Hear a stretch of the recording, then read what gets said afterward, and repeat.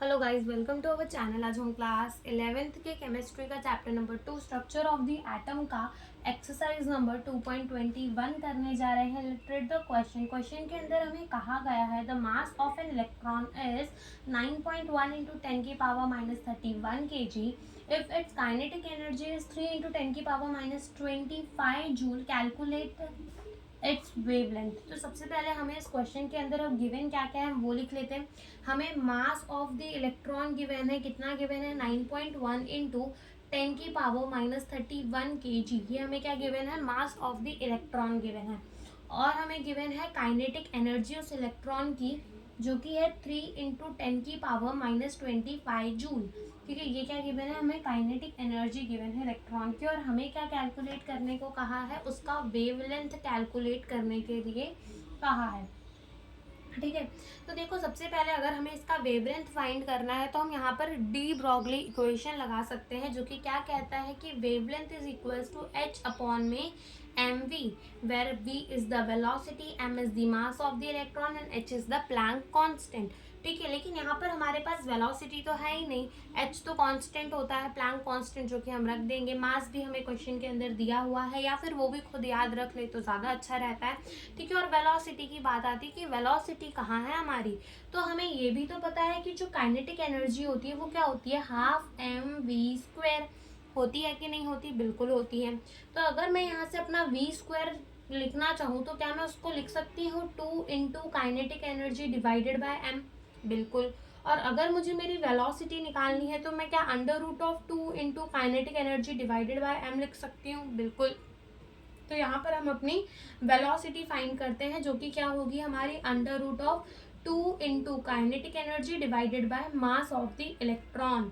ठीक है, तो ये हो जाएगा 2 इंटू काइनेटिक एनर्जी कितनी है 3 इंटू 10 की power minus 25 divided by mass of the electron is 9.1 into 10 की पावर माइनस 31 kg। तो यहाँ पर ये हो जाएगा 3 1 3 एंड 3 2 6 इंटू 10 की power minus 25 divided by 9.1 into 10 की पावर माइनस 31। अब हम क्या करेंगे, 6 को डिवाइड कर देंगे किससे, 9.1 से। तो ये हमारा कितना हो जाएगा, ये हो जाएगा हमारा अंडर रूट ऑफ 0.65 9 इंटू 10 की पावर माइनस 25 प्लस 31। ठीक है, माइनस 25 प्लस 31, तो अब क्या हो जाएगा, प्लस माइनस माइनस, यानी कि 25 माइनस 31 कितना हो जाएगा हमारा 6 हो जाएगा। तो ये अंडर रूट ऑफ 0.659 इंटू 10 की पावर क्या हो जाएगा 6 हो जाएगा। अब जब हम इसे रूट में से निकालेंगे तो ये तो हमारा सिंपली हाफ होके बाहर आ जाएगा 10 की पावर 3। अब हमें रूट में से किसे निकालना है, 0.659 को निकालना है। तो जब हम इसको निकालेंगे तो ये हमारा कितना आ जाएगा 0.8117 इंटू 10 की पावर 3। तो ये हमारी क्या आ गई, वेलोसिटी आ गई। ये हमारी क्या आ गई, वेलोसिटी आ गई। अब जब मैं अपने डेसिमल को राइट में शिफ्ट करूंगी तो पावर क्या होती है, माइनस होती है। तो यहाँ से मैं इसको ऐसे भी तो लिख सकती हूँ 8.117 इंटू 10 की पावर 2। ठीक है, तो ये मेरी क्या आ गई, वेलोसिटी आ गई। ठीक है, अब वेलोसिटी आ गई, अब मैं डी ब्रॉगली इक्वेशन के अंदर रख के वेवलेंथ निकाल सकती हूँ।